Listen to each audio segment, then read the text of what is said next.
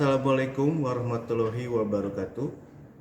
Perkenalkan, nama saya Fahri Adrian, BSc MSc. Saya adalah dosen dari program studi Teknik Geologi, Fakultas Teknik, jurusan Teknik Kebumian, Universitas Syahkuala. Saya bergabung dengan program studi Teknik Geologi Universitas Syahkuala sejak tahun 2018 sampai saat ini. Pada kesempatan kali ini, izinkan saya membuat pernyataan diri dosen dalam unjuk kerja Tridharma Perguruan Tinggi dalam rangka pemenuhan syarat sertifikasi dosen pada tahun 2025.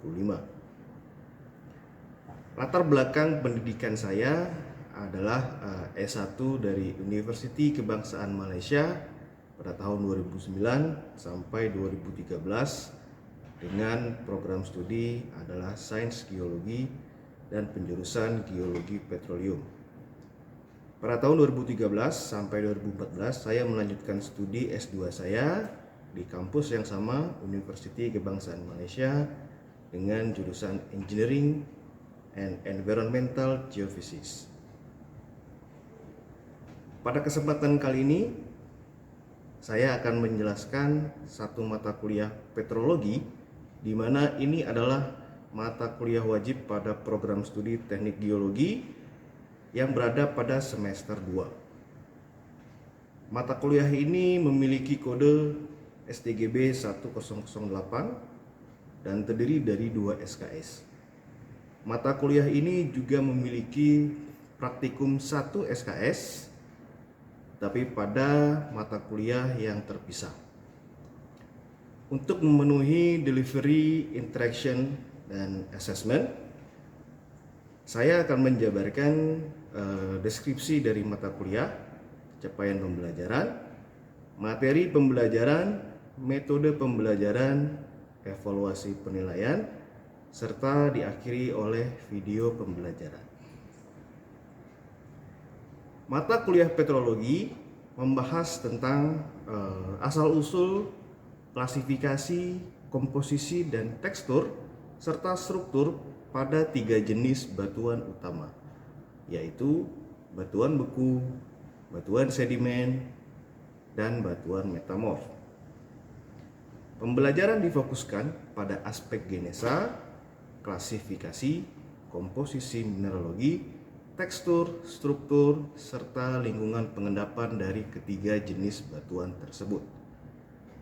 Melalui mata kuliah ini, mahasiswa diharapkan mampu memahami dan mampu menjelaskan bagaimana proses-proses geologi internal dan eksternal yang berperan dalam pembentukan dan transformasi batuan dalam siklus batuan. Di dalam cakupan batuan beku, mahasiswa akan mempelajari sistem kristalisasi magma, klasifikasi berdasarkan komposisi dan tekstur, serta hubungan batuan dengan lingkungan tektonik pembentukannya. Pada batuan sedimen, fokus diberikan kepada proses pelapukan, transportasi, pengendapan, dan diagenesa, termasuk mengenali terhadap lingkungan pengendapan dan fasies yang akan mahasiswa pelajari pada mata kuliah di semester berikutnya. Untuk bagian batuan metamorf, mahasiswa akan mempelajari agen-agen metamorfisme, zona metamorf, serta hubungan antar tekstur, mineralogi, dan tingkat metamorfismenya.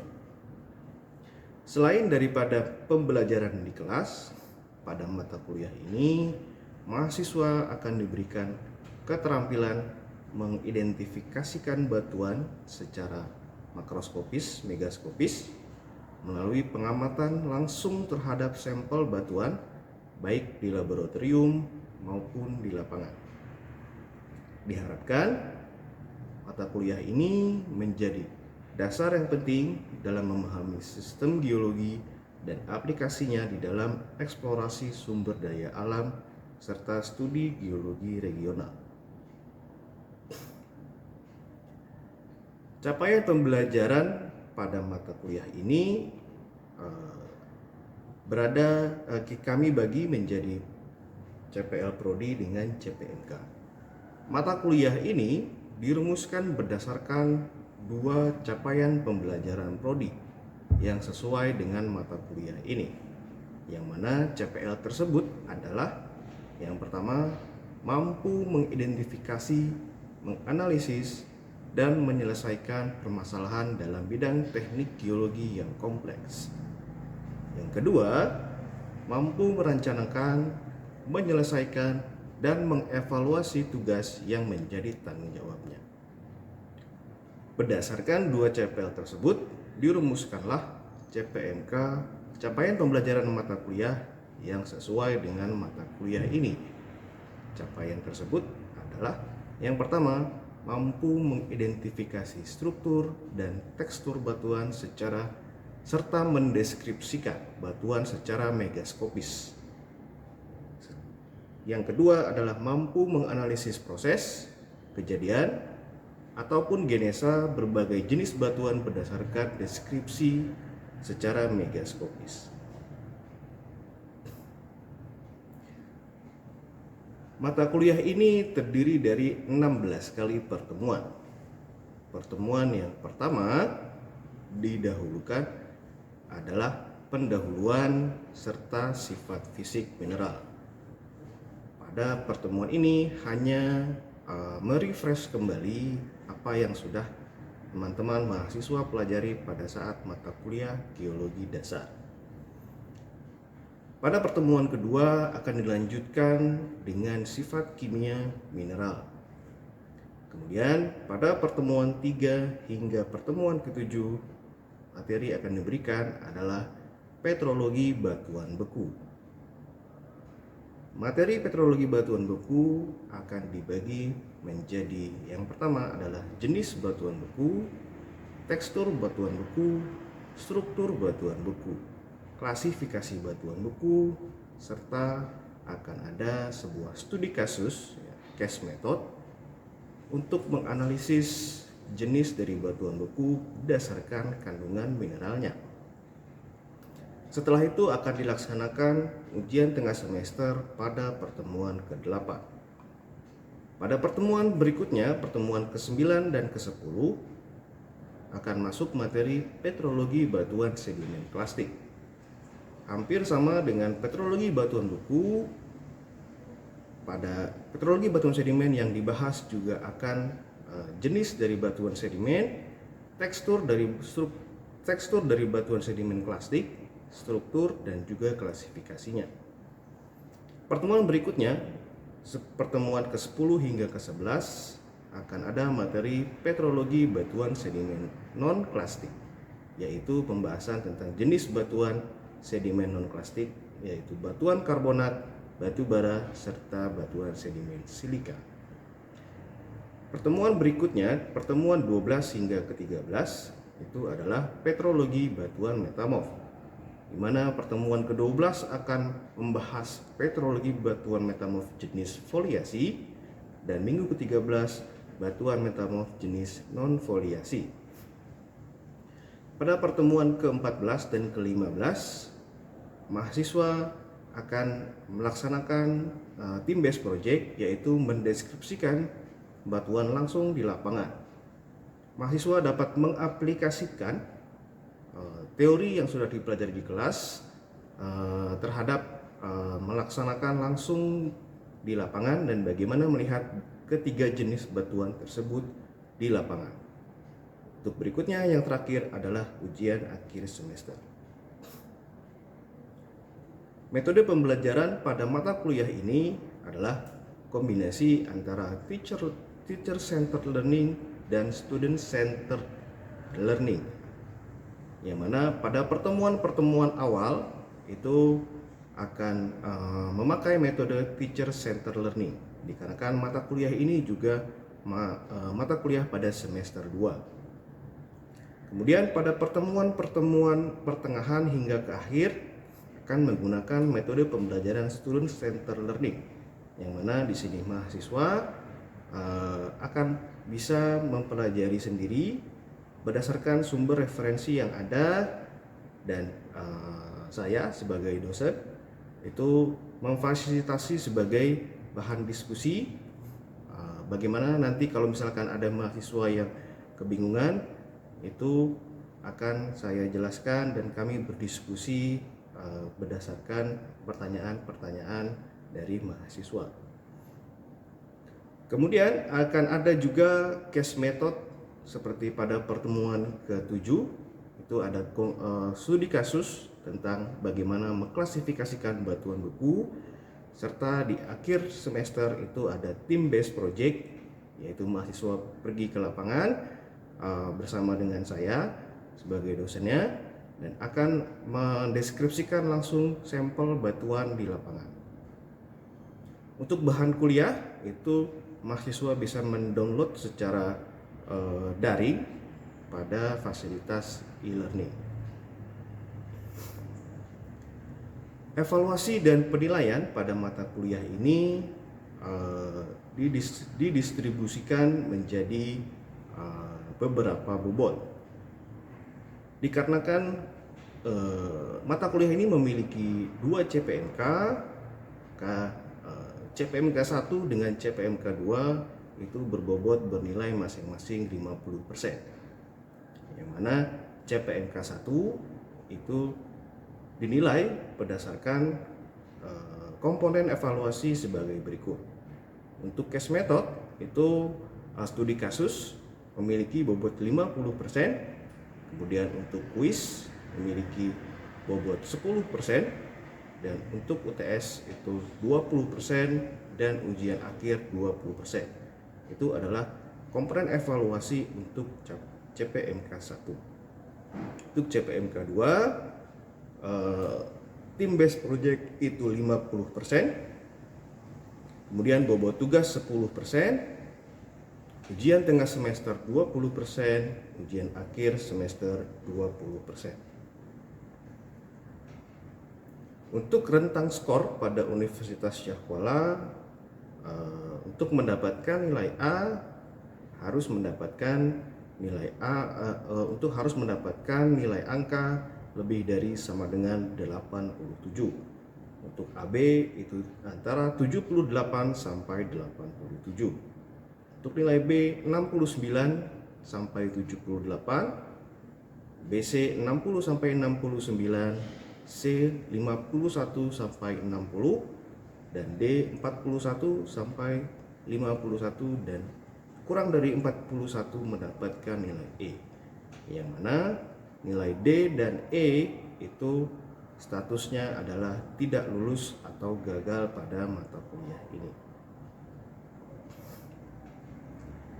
Referensi yang bisa mahasiswa dapatkan yang pertama itu adalah pada buku Igneous and Metamorphic Petrology, karangan dari Myron G. Bass pada tahun 2009. Adapun referensi yang lain juga bisa mahasiswa dapatkan, yaitu di Petrology of Sedimentary Rocks second edition, keluaran dari Cambridge University Press, karangan dari Box Junior tahun 2009. Kemudian ada juga yang tahun 1982, ini sudah sangat lama tapi masih bisa digunakan, yaitu Petrology Igneous Sedimentary and Metamorphic, karangan dari Blatt and Ehlers pada tahun 1982. Selain daripada buku, mahasiswa juga dapat mengakses video dari YouTube, yang mana akun yang bisa mahasiswa tonton untuk mata kuliah ini seperti Geology Concepts ataupun GeoGeol. Berikut merupakan video pembelajaran saya pada mata kuliah petrologi di pertemuan ke-7, di mana saya akan membahas materi tentang klasifikasi batuan beku dan bagaimana cara menganalisisnya. Terima kasih. Oke, baik. Assalamualaikum warahmatullahi wabarakatuh. Waalaikumsalam warahmatullahi wabarakatuh. Kita ketemu lagi di mata kuliah petrologi. Ya. Setelah sebelumnya minggu yang lalu kita sudah membahas dari batuan buku. Hari ini kita akan lanjutkan di materi klasifikasi dari batuan buku. Ya, nah jadi yang ingin juga saya harapkan ini adalah mata kuliah dasar dari teknik geologi. Ya, dan ini juga sebentar lagi kita akan melaksanakan UTS. Ya, jadi diharapkan kepada mahasiswa untuk membuka lagi pelajarannya dan belajar mandiri, karena saya tahu kalian baru lulus di SMA ya. Jadi memang untuk situasi dan kondisi belajar itu berbeda. Di sini kamu lebih belajar mandiri, jadi supaya jangan lama-lama untuk adaptasi dari SMA ke perkuliahan. Ya, jadi banyak-banyak belajar mandiri dan itu akan sangat membantu kamu untuk menjawab pertanyaan dan mendapatkan nilai yang bagus di mata kuliah teknologi.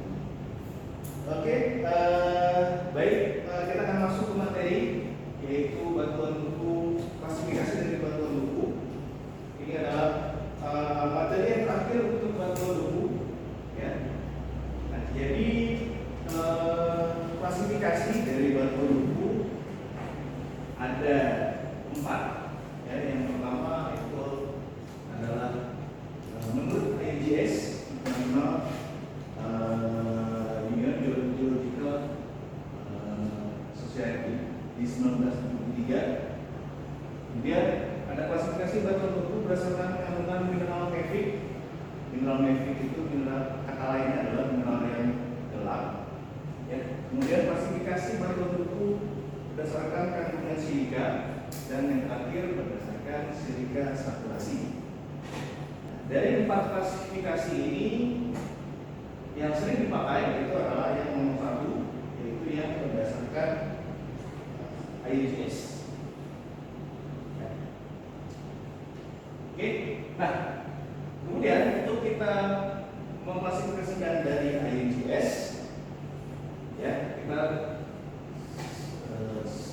pada materi sebelumnya sudah pernah mempelajari ada 2 batuan buku dengan 2 kelompok batuan buku, yaitu golongan vanerik yang berbentuk kasar dan juga vanitik yang berbentuk halus. Nah, ini nama batuan-batuannya yang tadi sudah saya sampaikan. Nah, kenapa penting untuk mengetahui golongan vanerik dan vanitik? Karena klasifikasinya kita menggunakan klasifikasi yang berbeda untuk batuan buku vanitik dan vanitik. Nah, kita langsung masuk saja. Nah, untuk perhitungannya di sini ada Q untuk kuarsa, kemudian A ini untuk alkali feldspat, dan P ini untuk plagioclase feldspat. Artinya apa? Kita mengklasifikasikan batuan buku ini berdasarkan komposisi dari ketiga mineral tersebut. Ya, Q, E, dan I. Ya, Q, E, Q, A, P. Ya. Nah, cara menentukan nama batuan dihitung dengan menganggap jumlah ketiga mineral utama. QFP adalah 100%. Ya, untuk supaya lebih mudah, kita langsung saja masuk ke contoh soalnya. Oke. Nah, jadi batuan buku, contoh ya, batuan buku diketahui memiliki kuarsa 50%, alkali feldspat 30%, plagioclase 10%, serta nika 10%. Tentukan nama batuan tersebut. Ya, nah jadi menurut yang tadi kita anggap jumlah cukup P dan T itu 100%. Tapi kalau kita hitung di sini, Q itu 50, A itu 30, dan P 10, berarti 90% kalau kita tahu semua. Belum 100. Kita anggap Q QAP itu 100. Itu namanya, nama langkahnya itu adalah kita melakukan perhitungan normalisasi. Nah, caranya karena Q, E, dan P 90, untuk pengenalan kuarsa ini kita hitung 50 dibagi 90 dikali 100%. Ya. Nah, untuk yang A karena ini 30%, jadi 30 dibagi 90 dikali 100%. Hasilnya ini ada 55,55%. Thank you. Yang A ini 33,33%. Yang P tinggal 100 dikurang 55 dikurang 33,33 maka 11,11%. Nah, angka ini 55, 33 dan 11,12 ini yang kita masukkan di dalam klasifikasi segitiga. Ya. Yang pertama kita lihat kuarsa. Kuarsa itu 55%. Kuarsa di atas ini 100, 90, 80, 70, 80, 50, 55 ada di sini. Kita langsung menggariskan di sini. Ambil transfer 33%. Ya, di 90, 33 ada di sini. Garis bawah. Dan A 11. P 11. Ini 90, 11 ada di sini ada di sini. Nah, nama bantuan kita adalah titik perpotongan dari ketiga garis ini, maka nama bantuan kita adalah granat. Oke? Sampai di sini paham? Ada yang mau tanyakan sebelum saya lanjut ke contoh soal? Sedikit saya ya, yang mineral mica itu apakah tidak dihitung? Ya, karena mineral mica ini tidak masuk ke dalam Q, E, dan P, nah ini tidak kita masukkan. Makanya ini dibagi 90 karena jumlah skopek dan biologis 10%, 100 ukuran 10 di sini 90. Jika mas provide dan dia cuma 20%, maka di sini 50 dibagi 8. Jadi kita hanya memasukkan kuarsa, alkali feldspar dan juga plagiaritas.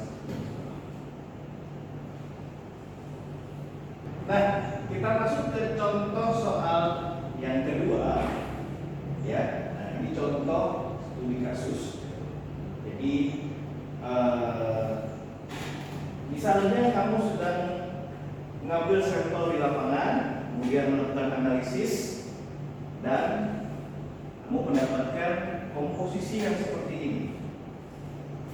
Ya, kuarsa sebanyak 36%, feldspar kali 9%, plagiaritas 45% dan mica sebanyak 10%. Tentukan nama bantuan tersebut. Bisa? Ada yang mau mencoba mengerjakan kapan? Silakan, itu.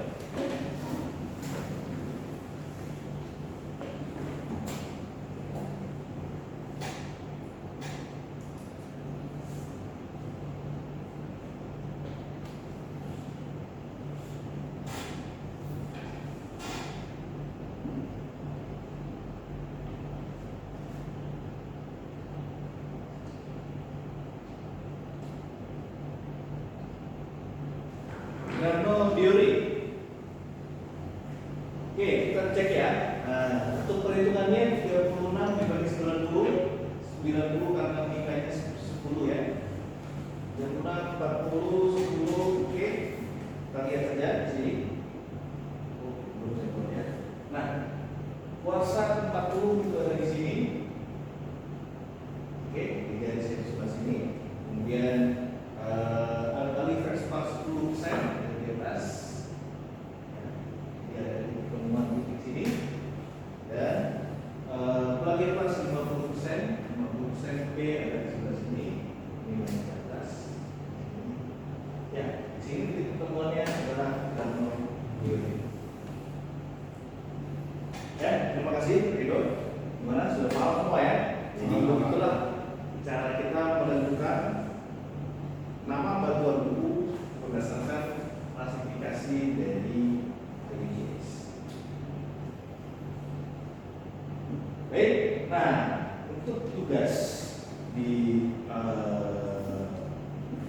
pertemuan berikutnya. Jadi tugasnya, nah ini sekarang adalah kalau tadi introduksi batuannya adalah batuan eksklusif. Jadi berbeda setiganya, cuma konsepnya sama. Nah, dengan komposisi begini, tentukan nama batuan dari klasifikasi. Nah, ya, jadi tugas besok minggu depan dikumpulkan. Sebelum materi minggu depan itu akan kita bahas dulu satu tugas ini. Oke. Nah, sebelum kita sudahi, saya ingin meminta satu orang mahasiswa untuk memberikan kesimpulan tentang apa yang kita pelajari hari ini. Ya, ada yang volunteer? Silakan.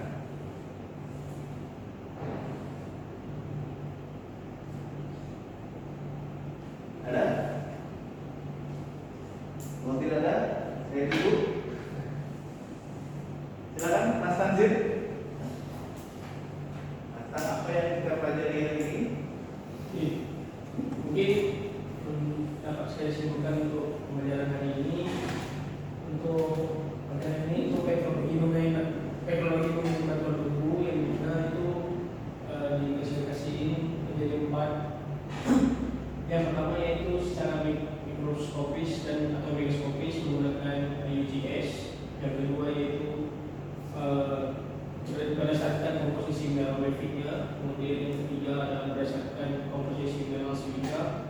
Kemudian ada yang terakhir yaitu berdasarkan mineral silika saturation. Mungkin yang pertama itu tadi penjelasan mengenai berdasarkan secara mikroskopis atau mikroskopis menggunakan UGS, yang dimana itu dibagi menjadi dua kelompok besar. Yang itu ada panelitik dan afinitik. Yang dimana panelitik dan afinitik ini memberikan dua perbedaan, yang dimana itu ada yang batuan bentuk eksklusif dan inklusif. Sedangkan yang afinitik atau bisa disebut dengan eksklusif, yang mana berbentuk halus, itu menggunakan diagram segitiga yang berbeda, dan yaitu menggunakan diagram segitiga yaitu KEPF. Sedangkan yang untuk yang golongan analitik atau yang berbentuk kasar itu biasanya menggunakan diagram segitiga berdasarkan KEP atau FAP. Sekian. Terima kasih Mas Tanzir. Bagus sekali atas kesimpulannya. Oke, kalau begitu sekian dulu untuk materi pada hari ini. Ya, untuk materi di minggu depan itu kita akan membahas teknologi dari batuan sedimen. Ya, pesan saya untuk materi yang ini kamu ulang lagi ya di rumah, belajar lagi, kamu cari-cari soal-soal contoh-contoh soal seperti ini, kemudian kamu latihan untuk interpretasi sendiri ya menggunakan segitiga ini ya, diulang-ulang supaya semakin bisa ya, semakin dibuat kepala. Baik, sekian saja untuk pertemuan hari ini. Terima kasih.